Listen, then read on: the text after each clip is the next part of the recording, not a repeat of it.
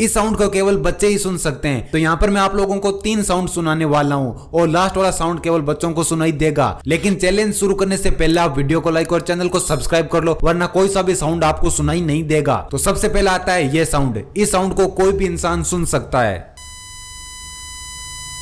अब आता है ये साउंड। इस साउंड को केवल वही लोग सुन सकते हैं जिनके कान काफी अच्छे से काम करते हो। और अब आता है ये साउंड। इस साउंड को केवल और केवल बच्चे ही